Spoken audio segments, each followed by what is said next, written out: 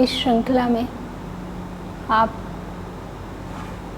हमारे जो आध्यात्म में इंटरेस्ट रखने वाले और आध्यात्म को जीवन में धारण करने वाले भाई बहनों के कुछ प्रेरक प्रसंग, कुछ दिव्य अनुभूतियाँ, कुछ उनके प्रयोग सुनते आ रहे हैं, जिससे आपको भी पुरुषार्थ में नवीनता या बाबा से थोड़ा प्रेम या मोटिवेशन मिल रहा होगा। आज इसी श्रृंखला में हमारे बीच हैं अपूर्वा बहन। अपूर्वा बहन कई वर्षों से ब्रह्मा कुमारी ईश्वरीय विश्वविद्यालय के स्टूडेंट हैं। लौकिक प्रोफेशन भी बहुत अच्छे से चलाती हैं और आध्यात्म को भी जीवन में बहुत अच्छे से धारण किया है। आज हम उनसे उनके अनुभव सुनेंगे कि कैसे उन्होंने अपने जीवन में आध्यात्म को इतने अच्छे से धारण कर अपने प्रोफेशन में भी बहुत अच्छी उन्नति कर रही हैं, परिवार में रहकर भी अपने जीवन को बहुत श्रेष्ठ अच्छा बना रही हैं। ओम शांति। ओम शांति दीदी। अपूर्वा बहन, आप अपना थोड़ा सा लौकिक परिचय और थोड़ा सा ये बताएं कि आपने आध्यात्म का क्या बचपन से सोचा था, जिसके लिए आपने कोई भक्ति की या फिर कोई धार्मिक संस्था में गई? आपको इसकी तलाश क्यों थी? मेरा नाम डॉक्टर अपूर्वा है और प्रोफेशन से डेंटिस्ट हैं और पिछले 8 वर्षों से डेंटल प्रैक्टिस कर रहे हैं। और 8 वर्षों से ज्ञान में और लगभग 10 वर्षों से ज्ञान में भी चल रहे हैं। स्पिरिचुअल स्टडीज़ भी कर रहे हैं। लौकिक में एक बहुत अच्छा परिवार है। माता पिता हैं, हम 4 भाई बहन हैं, भाभी हैं, एक नीस है और साथ साथ एक बहुत बड़ा अलौकिक परिवार है जो मुझे भाग्य से, सौभाग्य से प्राप्त हुआ। जहाँ तक प्रश्न है धार्मिक प्रवृत्ति का, तो हाँ, बचपन से ही धार्मिक प्रवृत्ति के रहे हैं, क्योंकि हमें याद है हम बहुत छोटे थे तो मम्मी के साथ में पूरे नवरात्र के व्रत रहते थे। तब हम 3rd या 4th स्टैंडर्ड में रहे होंगे, तब से रह रहे थे। पूरे 8 दिन? हाँ, लगभग। उसके बाद हम लोग 97 में लखनऊ आए। हमारी माता जी को एक मतलब कहें कि एक गुरुजी जो कि नारी के शरीर में है, उनके ज्ञान ने उनको बहुत प्रभावित किया। तो माता जी को ये था कि बच्चों के हायर स्टडीज़ भी कराना है, साथ में उनको उस ज्ञान की तरफ बहुत रुचि हो रही थी, इसलिए मम्मी हम सबको लेके लखनऊ आ गए। तो जैसे होता है ना कि मम्मी कहीं जाते हैं तो बच्चे लोग भी साथ में जाते हैं, तो उस तरह से हम लोग भी उस सत्संग में जाते थे।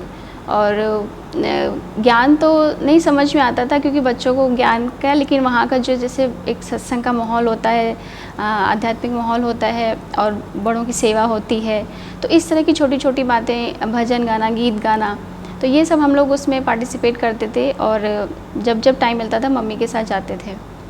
इस तरह करते करते फिर पढ़ाई के, जब हमने पढ़ाई पढ़ी तो अपना 12th के बाद से हमने अपनी मेडिकल की प्रिपरेशन शुरू की। तो वो टाइम ऐसा था कि जो एंट्रेंस एग्ज़ाम होते हैं वो काफ़ी टफ़ होते हैं, तो उसमें 1, 2, 3 साल में मेरा सिलेक्शन नहीं हो पाया था। तो वो एक मना स्थिति थी कि जो एक साथ में हमने कोई कोर्स भी या कोई डिग्री का कोर्स भी ज्वाइन नहीं किया था, तो एक स्थिति हो रही थी कि अगर सिलेक्शन नहीं होता है तो क्या होगा। एक अंदर से ना कि भविष्य को लेके एक थोड़ा सा निराशाजनक स्थिति अंदर से आ रही थी। ऑल्दो परिवार वाले बहुत सपोर्ट कर रहे थे, बट कहीं ना कहीं वो एक आत्मविश्वास की जो कमी होती है वो अंदर घर कर गई थी, तो उसकी वजह से एग्ज़ाम्स में परफॉर्मेंस भी हम अच्छा नहीं दे पाते थे। बट मेहनत करते करते हमको लकीली जो सीट मिली, फाइनली हमें चेन्नई में सीट मिली और सबसे अच्छा कॉलेज मिला। तो मुझे ऐसा लगा कि चलो देर से ही सही, बट बहुत अच्छी चीज़ मिली। उसके बाद हम चेन्नई गए, तो वो तो बिल्कुल ही अलग माहौल, वहाँ की भाषा, वहाँ की खान पान, सब कुछ डिफरेंट। तो अडेप्टेशन में तो बहुत टाइम लगा क्योंकि भाषा ही समझ में नहीं आ रही, खान पान समझ में नहीं आ रहा है। फिर लगा यहाँ पे पढ़ाई कैसे करेंगे जब कुछ समझ में नहीं आता, क्योंकि पहले जो 6 मंथ हमें याद है हम बहुत रोते थे। मम्मी पापा भी छोड़ के जब जा रहे थे तो वो भी बहुत रो रहे थे, लेकिन पढ़ाई तो करनी थी। तो ऐसे करते वहाँ पे अडेप्टेशन में बहुत प्रॉब्लम हुई। तो खैर पढ़ाई स्टार्ट हुई हमारी और पहले 1-2 साल अच्छा चलता रहा, लेकिन धीमे धीमे वहाँ के जो कॉलेज का जो माहौल था, क्योंकि यहाँ पे हम तो मतलब समझिए हमारे लखनऊ से चेन्नई इज़ ऑलमोस्ट 2000 किलोमीटर। तो जब घर से जब पढ़ाई करते थे घर पे, तो बिल्कुल घर से कोचिंग और कोचिंग से घर इतना ही सीमित था। और वहाँ पे एक नया पूरा परिवेश जहाँ पे लगभग 500 विद्यार्थी, और मतलब college life is totally different, कि वहाँ की जो भावनाएं होती हैं वो बहुत अलग होती हैं। फ्रेंडली भी होते हैं, लेकिन आज के परिवेश के हिसाब से देखें तो उतना अच्छा माहौल नहीं होता है पढ़ाई को छोड़ के। और दूसरी बात है कि वहाँ के टीचर्स भी तमिल में बोलते थे ज़्यादातर, तो ये भी एक प्रॉब्लम होती थी कि हमें इंग्लिश में तो एटलीस्ट बोलें। तो काफ़ी प्रॉब्लम्स फेस हो रहे थे, बट हाँ ठीक चल रहा था, हम लोग पढ़ाई ठीक चल रही थी। थर्ड ईयर में क्या हुआ कि कई सारी ऐसी मतलब फ्रेंड्स की तरफ से या मेरे अपने नेचर, क्योंकि हमारा भी नेचर ऐसा था, बहुत संकोची और बहुत कम बोलते थे, और चीज़ों को जैसे परखने की, लोगों को परखने की शक्ति थोड़ा कम थी, तो उसकी वजह से धोखा खाना कह सकते हैं वो ईज़िली हो जाता था। तो इस वजह से हम काफ़ी परेशान थे और अक्सर करके रोया करते थे, क्योंकि माता पिता भी साथ में नहीं है, परिवार का कोई सदस्य साथ में नहीं है, तो उनको भी मिस करते थे। इसी दरमियान हमारा घर लखनऊ आना 2010 सितंबर में आना हुआ, और मेरी मम्मी ने कहा कि एक सिस्टर आते हैं, बहुत अच्छा सुनाते हैं ज्ञान टीवी पे, तो आप उनको सुनो। तो जब मैंने कहा सिस्टर शिवानी का मैंने क्लासेस सुनने शुरू किए, और वो इतने प्रभावशाली मुझे लगे, क्योंकि मैंने उसको देख के नोटिस किया कि उस ज्ञान को, कि ज्ञान तो बहुत सहज तरीके से वो बता रही हैं और बहुत ही प्रैक्टिकली उसको हम अपने जीवन में ला सकते हैं। सत्संग में तो हम पहले भी जाते थे, लेकिन इतना सरल तरीके से ज्ञान मैं शायद पहली बार सुन रही थी। तो 1-2 दिन के सुनने के बाद इमीडिएटली मैंने इंटरनेट से ढूंढा कि चेन्नई में मेरे कॉलेज के आसपास कहाँ पे सेंटर है। और जब हम वापस आए तो हमने अपनी फ्रेंड के माध्यम से, जो कि सेंटर जाती थी, हम सेंटर गए, और वहाँ पे दीदी नहीं थे, बट मुझे वहाँ का माहौल बहुत अच्छा लगा, और मतलब ऐसा लगा कि जैसे ये मेरा अपना घर है, मतलब मुझे फीलिंग आई वहाँ पे। और दीदी तो नहीं थे, तो मेरा कोर्स थोड़ा देर में शुरू हुआ, ऑलमोस्ट 1 मंथ लगा मुझे उस कोर्स को करने में। अलग अलग भाई और बहनों ने मेरा कोर्स करवाया, तो इस तरह से मेरा ब्रह्मा कुमारीज़ में आना हुआ। और सबसे अच्छी जो फीलिंग मुझे वहाँ पे जो लगी, जो मेरा अंदर से जो वहाँ पे दुख था और जो अकेलापन जो मैं महसूस कर रही थी, वो एकदम से जैसे कि छूट गया। मुझे ऐसा लगा कि जैसे मुझे एक नया परिवार, नया घर मुझे वहाँ पे मिला है। और साथ साथ ये फीलिंग भी आई जब मैं कोर्स को कर रहे थे, कि हम जैसे कि किसी स्लिपरी जगह पे फिसल रहे हों और हमें वहाँ पे कोई पकड़ने वाला नहीं है। तो अनायास जैसे वो फीलिंग आती है, किसी ने आपका हाथ पकड़ के आपको उठा लिया हो, तो वो फीलिंग मुझे वहाँ पे आई कि मुझे किसी ने अपने, ऐसे होता ना कि बाहों में ले लिया, किसी ने सहारा दे दिया। तो वो एक फ़ीलिंग शायद मैं आज तक नहीं भूलती हूँ, कि जब मैं वो कोर्स कर रही थी और वहाँ पे जो मैंने फीलिंग किया, तो इस तरह से मेरा वहाँ पे आध्यात्मिक ज्ञान शुरू हुआ। आज की दुनिया में अगर देखें तो आज के जो युवा हैं वो बहुत सारी चीज़ें प्राप्त करने के लिए, चाहे वो धन कमाने के लिए, चाहे वो स्टेटस या फिर दुनिया में फेमस होने के लिए, बहुत सारी चीज़ों के लिए बहुत मेहनत कर लेते हैं और कर रहे हैं। लेकिन आध्यात्म को उतना जीवन में हम जगह दें, वैल्यू दें, या हम उसके लिए समय निकालें, ऐसा युवा नहीं करना चाहता। बहुत कम युवा कर रहे होंगे। उनको कोई प्रॉब्लम होगी तो वो सोचेंगे कि हमको कंसंट्रेशन हो जाए या थोड़ा सा हमारा मेमोरी बढ़ जाए, इसलिए वो मेडिटेशन के लिए शायद कभी कभी कहीं जाते होंगे। पर आपको ये प्रॉब्लम थी उधर, तो आपने इसको जाके ट्राई किया ब्रह्मा कुमारीज को, और आपको मिला वो सहारा वहाँ। लेकिन फिर आप आध्यात्म को साथ में लेकर चलने का क्यों सोचा? जब मैंने आध्यात्मिक ज्ञान को समझा, जैसे कि आपने प्रश्न कहा कि लोग क्यों नहीं जाते हैं, तो मैं उसका ये समझती हूँ कि आज भी कई युवाओं के और बल्कि बड़ों के मन में ये धारणाएं हैं कि आध्यात्मिक ऐसी चीज़ है जिसको कि जब एक रिटायरमेंट हो जाता है या 60 साल की आयु हो जाती है, उसके बाद वहाँ पे जाना चाहिए। तो ये एक धारणाएं अभी भी लोगों के मन में बनी हुई हैं। और साथ के साथ लोगों को ये लगता है कि अगर हम आध्यात्मिक मार्ग पे चलते हैं तो हमें अपना घर बार छोड़ना पड़ेगा और हमें बहुत कुछ छोड़ना पड़ेगा। तो ये 2 गलत धारणाएं हैं, मैं समझती हूँ, कि जो लोगों को आज भी रोक रही हैं स्पिरिचुअल मार्ग में आने के लिए। मैं समझती हूँ कि जो आध्यात्मिक मार्ग है वो एक हायर स्टडीज़ है। जैसे कि हम प्राइमरी एजुकेशन पढ़ते हैं और फिर सेकेंडरी एजुकेशन और फिर हायर एजुकेशन की तरफ जाते हैं। जब हम देखते हैं कि हायर एजुकेशन में जाते हैं तो हमें सबका अप्रिसिएशन मिलता है, कहते हैं हाँ ये तो पढ़ाई ज़रूर पढ़नी चाहिए। तो उसी तरह हम समझते हैं कि ये भी एक हायर एजुकेशन है और मुझे तो बहुत इसका फ़ायदा मिला है। तो इसलिए हम युवा वर्ग जो, जैसे दीदी ने कहा कि क्यों नहीं जाते, तो उनको भी एक समझना चाहिए या अपने मन में एक मतलब पूछना चाहिए कि अगर ये अच्छी चीज़ है। और स्पिरिचुअलिटी का तो आज हर कोई नाम लेता है, मतलब आज के समय की समझते हैं मांग है, तो वो होना चाहिए और लोगों को आना चाहिए। दूसरी बात है कि मैंने इसको क्यों अपनाया, क्योंकि जब मैंने ज्ञान लिया तो मुझे रियलिटी का पता चला कि रियलिटी क्या है। सबसे पहले जो ज्ञान हमें मिलता है यहाँ पे आत्मा का और परमात्मा का, ये दो शब्द हैं, ये हमने पहले भी सुने हैं और मुझे लगता है सभी ने सुने हैं। लेकिन आत्मा क्या है, वो कैसी है, उसके क्या गुण हैं और क्या शक्तियाँ हैं, इसका डिटेल शायद हमें कहीं नहीं मिलता। और सबसे ज़्यादा उसकी जो अनुभूति है कि मैं स्वयं एक आत्मा हूँ और सामने वाला भी एक आत्मा है, उसको किस तरह से देखना है, कैसे व्यवहार करना है, इसका जो प्रैक्टिकल ज्ञान है वो शायद ब्रह्मा कुमारी इसमें मिलता है। क्योंकि हम लोग जैसे गीत गाते थे कि मेरी आत्मा, तो यहाँ पे आके पता चलता है कि मेरी आत्मा नहीं है, मैं ही आत्मा हूँ और ये मेरा शरीर है। तो ये जो एक कंट्रास्ट है उसका क्लैरिफिकेशन हुआ। साथ साथ जो परमात्मा का ज्ञान है और उसके साथ सारे संबंध, क्योंकि हम गाते हैं तुम ही हो माता पिता तुम ही हो, मतलब भक्ति मार्ग में हम बहुत सारे गीत गाते हैं भगवान के लिए, लेकिन उसका जो अनुभव है वो शायद ही हम कर पाते हैं। क्योंकि हमें याद है हम कॉलेज लाइफ में मैंने परमात्मा का बहुत सारे रूपों में अनुभव किया है और वो मेरी स्टार्टिंग था स्पिरिचुअलिटी में।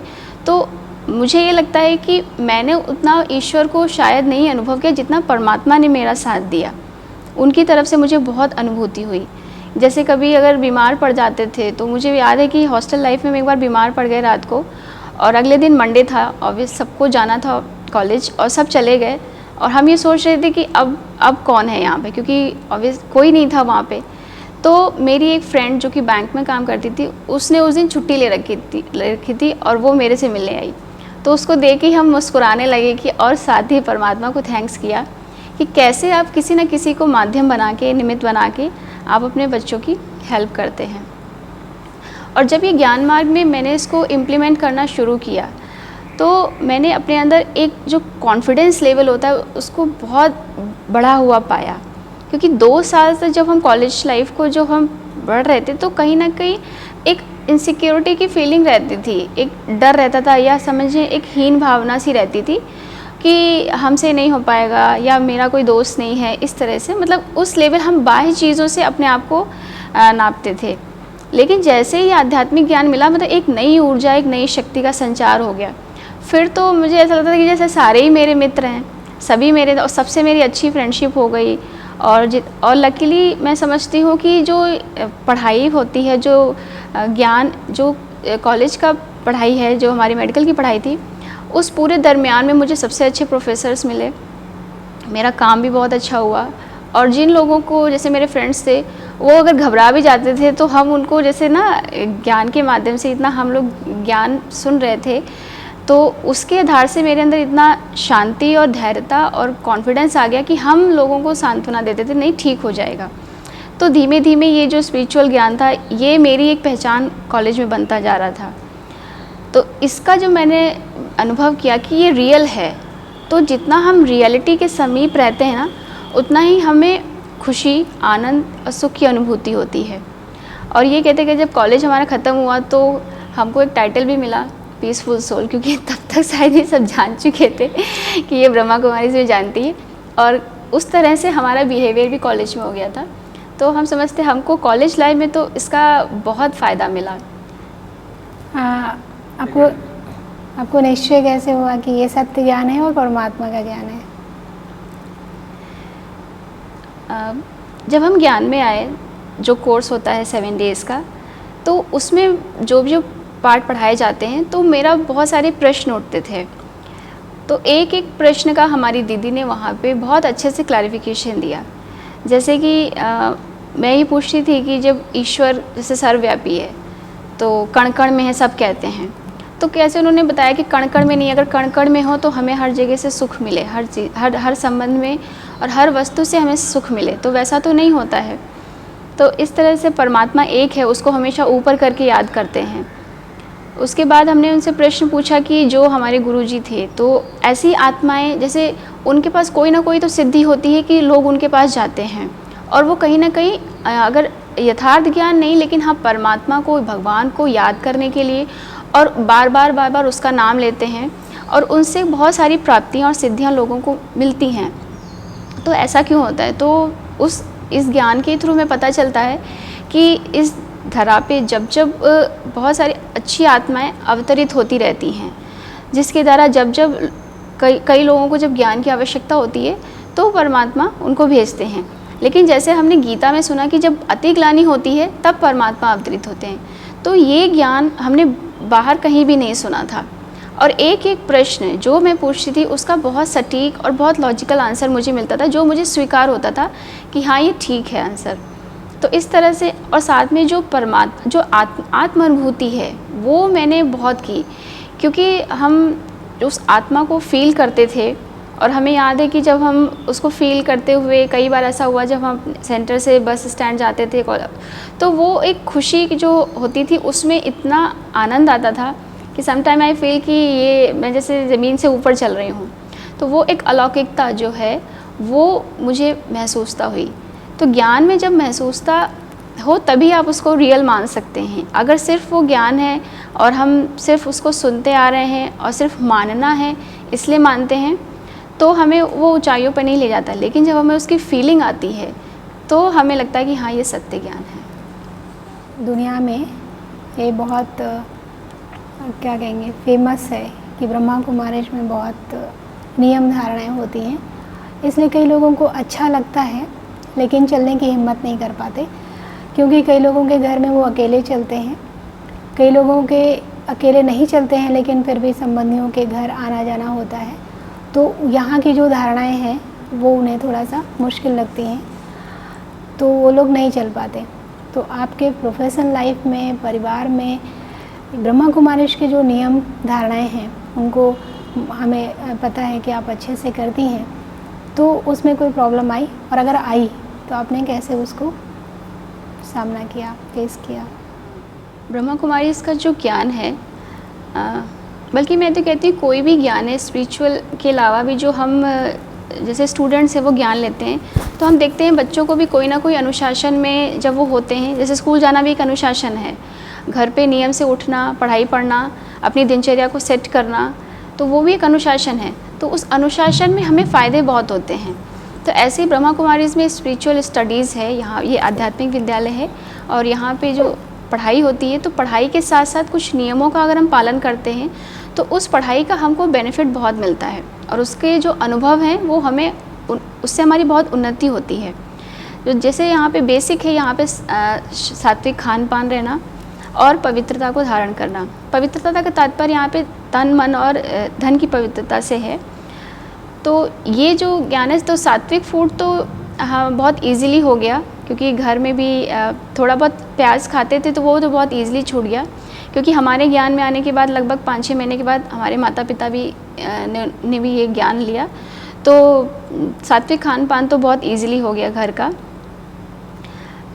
उसके बाद इस ज्ञान मार्ग में चलना, तो उसके लिए पवित्रता एक नियम है यहाँ पे। हाँ, लेकिन इस नियम को लोग समझ नहीं पाते हैं कि ये क्या है, वो सीधे सीधे इसको सिर्फ ब्रह्मचर्य से जोड़ देते हैं।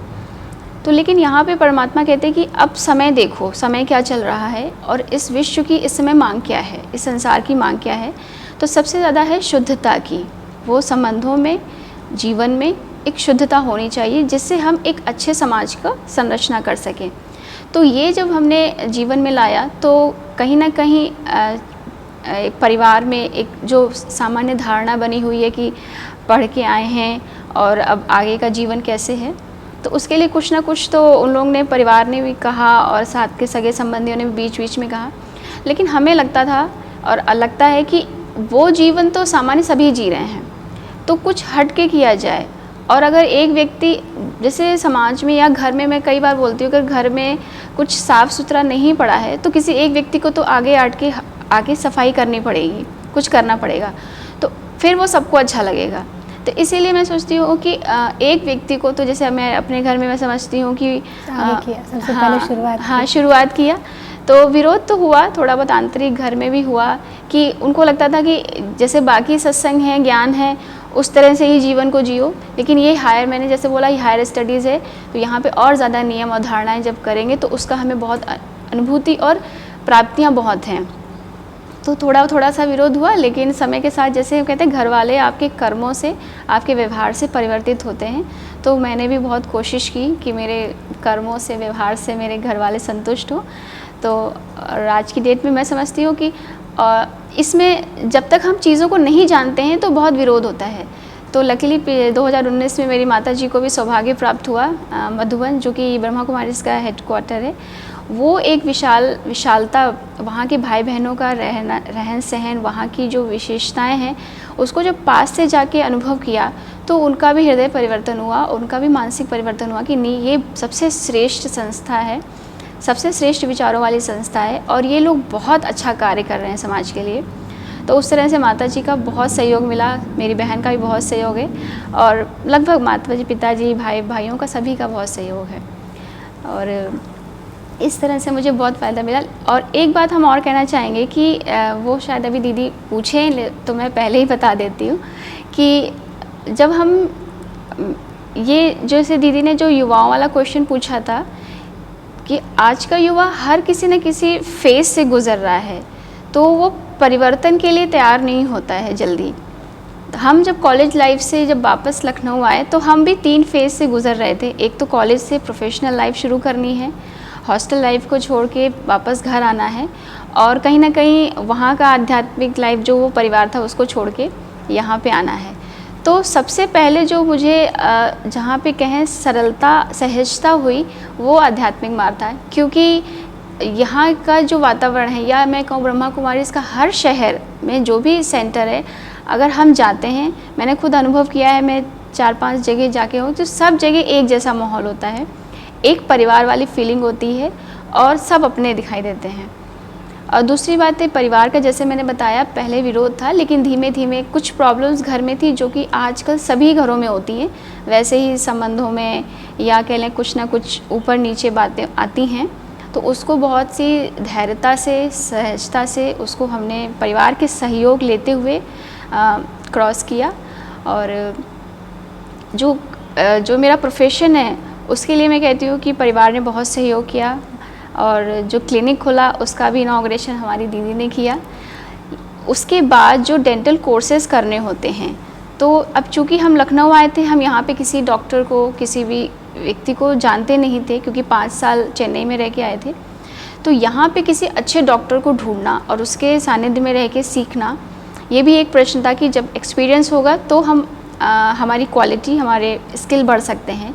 तो वो भी मैं कहूँगी लकीली मुझे बहुत अच्छे डॉक्टर मिले, मतलब ईज़िली मेरा काम होता गया कि मैंने सोचा और वो चीज़ मेरे सामने आ गई। तो इस तरह मैं कहती हूँ कहीं ना कहीं परमात्मा ने मेरी बहुत हेल्प करी इस मार्ग में आगे बढ़ने में। यहाँ पे यहाँ की कौन सी, मतलब इस ज्ञान की कौन सी सबसे अच्छी बात लगती है जो प्रेरित करती रहती है, और आपने इस ज्ञान के आधार से और क्या प्राप्तियाँ किया?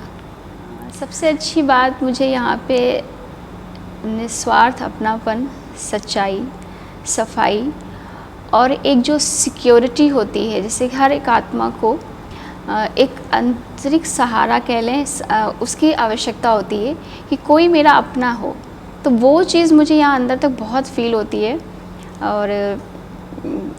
और निस्वार्थ भाव तो है ही, सत्यता है, ये बहुत सारी क्वालिटीज़ हैं जो मुझे सबसे पहले मुझे प्रभावित किया। और साथ साथ अभी भी, और साथ के साथ दीदी ने पूछा कि आपके अंदर क्या परिवर्तन आया, प्राप्तियाँ की इस ज्ञान से। तो प्राप्तियाँ तो बहुत हैं, एक तो बहुत बड़ा परिवार मिला, सबका प्यार मिला, और मेरा जो कॉन्फिडेंस था जो कि पहले बहुत कम था, बहुत इंक्रीज़ कर गया। धैर्यता, सरलता, सत्यता, ये बहुत सारी क्वालिटीज़, विनम्रता और वाणी की मधुरता, मैं सोचती हूँ मुझे यहीं से परमात्मा का गिफ्ट है जो मुझे मिला, जो कि मेरी प्रोफेशनल लाइफ और पर्सनल लाइफ और एक जो सामाजिक लाइफ होती है उसमें उसने मुझे बहुत हेल्प किया। साथ साथ बहुत गुण हैं और बहुत सारी शक्तियाँ हैं जैसे ऑब्जर्वेशन पावर, बहुत बड़ी एकाग्रता की शक्ति, और इस तरह से बहुत सारी शक्तियाँ मुझे और प्राप्तियाँ हुई और अभी भी हो ही रही हैं। जो आजकल के युवा हैं, काफ़ी हमारे संस्था में भी हैं जो पढ़ाई कर रहे हैं या नौकरी कर रहे हैं, लेकिन आध्यात्मिक जीवन भी बहुत अच्छा से जी रहे हैं।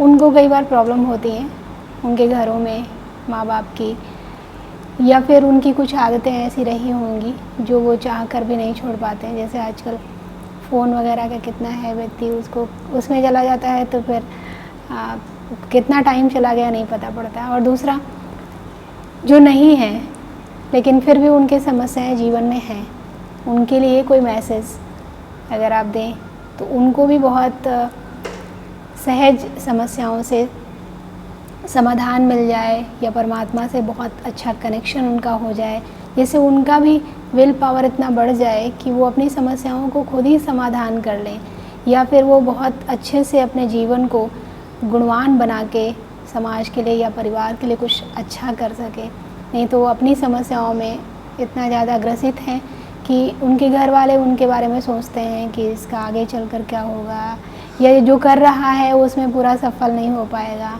ऐसे यूथ के लिए हम समझते हैं, जैसे कहा जाता है जैसा संग वैसा रंग, तो जिसका हम संग करते हैं उसका हमारे पर रंग ज़रूर चढ़ता है।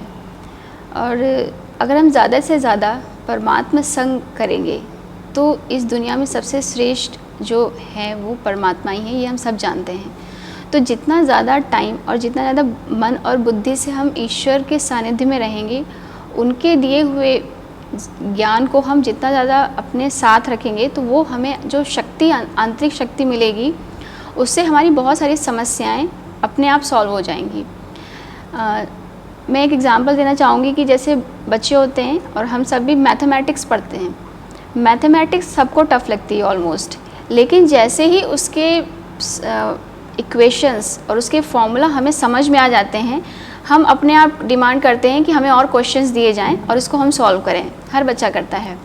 स्पिरिचुअलिटी भी यही है, जितना ज़्यादा आप इसको सही तरीके से समझेंगे और इसके ज्ञान को मनन चिंतन करेंगे, अंदर में जो एक उत्सुकता है, जो एक खुशी है, उसकी वो चीज़ बढ़ जाएगी। आपको लगेगा कि मुझे और करना है, मुझे और करना है। और ये आध्यात्मिक बल बहुत सारी प्रॉब्लम से, पहली बात तो मन में जो परेशानियाँ होती हैं, क्योंकि मन में व्यर्थ बहुत चलता है। अब व्यर्थ तो जब हम कुछ अच्छा उसको नहीं देंगे तो व्यर्थ तो ऑटोमेटिकली चलेगा। तो उससे बचने के लिए ज़्यादा से ज़्यादा टाइम हम आध्यात्मिक पढ़ाई पढ़ें। और जैसे मोबाइल है तो मोबाइल का भी हम सदुपयोग करें कि उसमें मुझे पढ़ना क्या है, करना क्या है। आज हम देखते हैं कि मोबाइल ऐसी चीज़ है जिससे हर व्यक्ति की वो आवश्यकता बन गया है, क्योंकि उसके बिना तो हमारा कोई काम नहीं चलेगा। लेकिन साथ में साथ हम ये भी सोचते हैं कि मेरे पास अच्छे से अच्छा मोबाइल होना चाहिए। हर व्यक्ति सोचता है, क्योंकि उसमें सारे एप्लीकेशंस हों, एंटीवायरस पड़ा हो, उसकी मेमोरी ज़्यादा हो, उसका बैटरी बैकअप ज़्यादा हो, ये सब चीज़ें हम देखते हैं। तो हमें खुद पूछना चाहिए कि जो मेरा मन है उसका पावर कितना बैकअप है, वो उसके अंदर कितना एंटीवायरस पड़ा हुआ है। क्योंकि जो वायरस आजकल के हैं, चिंता है, तनाव है, ये सब वायरस है जो बहुत ईजिली हमारे मन में लग जाते हैं। तो वो एंटीवायरस एक स्पिरिचुअल ज्ञान ही है जो आपको इन सब चीज़ों से बचा के रखेगा। और आज के समाज में, आज के परिवेश में इसकी बहुत ज़्यादा आवश्यकता है कि जो परिस्थितियाँ हैं वो बढ़ रही हैं, हम सब देख रहे हैं, चिंताएं, तनाव सब बढ़ रहे हैं। लेकिन उसके बीच में उस परिस्थिति को खेल समझते हुए कैसे आगे बढ़ना है, इसके लिए आध्यात्मिक ज्ञान आपको बहुत हेल्प करेगा। और मैं समझती हूँ सभी को आपने बड़ी सरलता से बताई कि कैसे आपने अपने विल पावर को बढ़ा लिया, कैसे आपने अपने अनुभवों के आधार पर पहचान लिया कि ये सत्य ज्ञान है, और विषम परिस्थितियाँ या बहुत घर से दूर रहकर भी आपने अपने जीवन में वो सारी चीज़ें अनुभव की जो बहुत मजबूत सहारा या हमें कोई बहुत अच्छा गाइड मिले। तो आपने शिव बाबा को इतना अच्छा अपना सहयोगी मतलब क्या बना के, या उसने आपको ऐसा चुना कि आप उसके बच्चे इतने अच्छे हैं कि हर कदम पे आपको मदद किया। आपके अनुभवों से दूसरों को भी बहुत अच्छा मोटिवेशन मिलेगा कि कैसे हम परमात्मा का साथ लेकर, सिर्फ परमात्मा का साथ और उसकी श्रीमत से हम अपने जीवन में हर समस्या का समाधान कर सकते हैं और अपने जीवन को बहुत वैल्यूएबल बना सकते हैं और परिवार में भी बहुत अच्छा और प्रोफेशन में भी बहुत अच्छा हम कर सकते हैं, उन्नति को प्राप्त कर सकते हैं। आपने अपने प्रोफेशन में भी इसको यूज़ किया है। बहुत एक आप हमें ही बता रही थी ना कि उसके अंदर वो रह गया था, हाँ।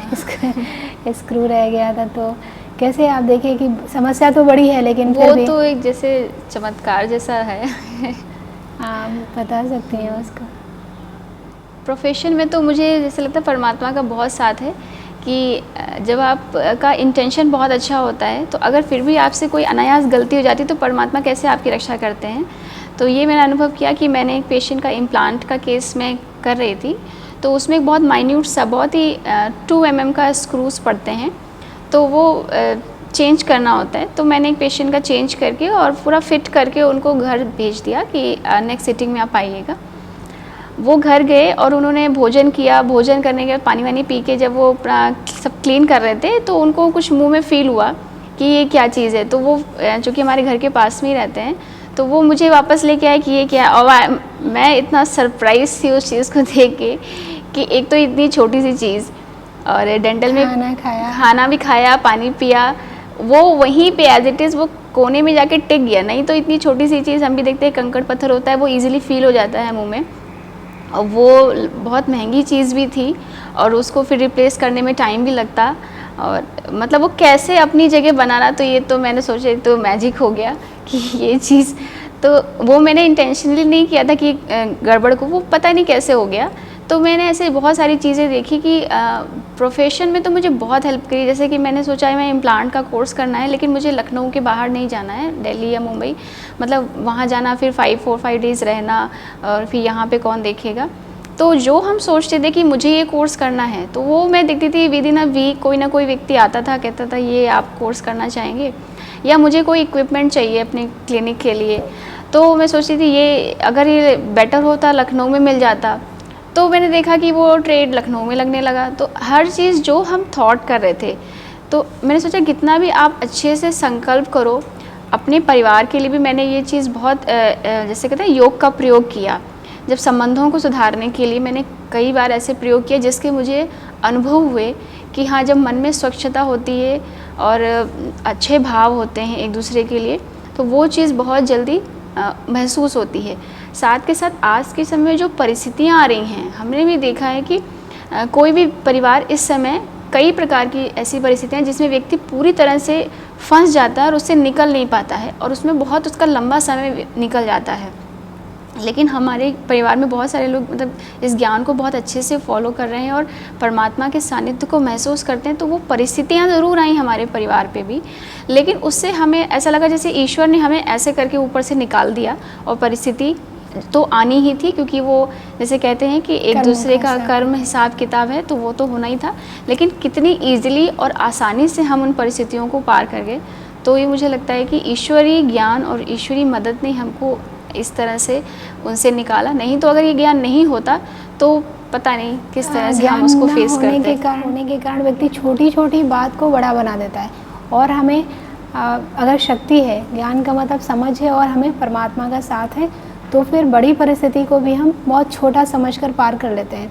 तो ऐसे ही अब इस समय जैसी दुनिया है, जैसे लोग हम हो चुके हैं, उस समय हर घर में हर मन में परिस्थितियाँ हैं, लेकिन हमें अगर पावर है और हमें समझ है तो उन परिस्थितियों से हम पार हो सकते हैं। नहीं तो और कोई तरीका नहीं है और हम फंसते जाते हैं, उनमें फंसते जाते हैं। आपके अनुभव सुनकर हमें भी बहुत अच्छा लगा कि कैसे बाबा ने आपकी बहुत मदद की, और हम समझते हैं हमारे जो भी सुनेंगे आपका अनुभव उन सबको भी बहुत अच्छा लगेगा और बहुत मोटिवेशन मिलेगा। Thank you. Om Shanti. Thank you दीदी। ओम शांति।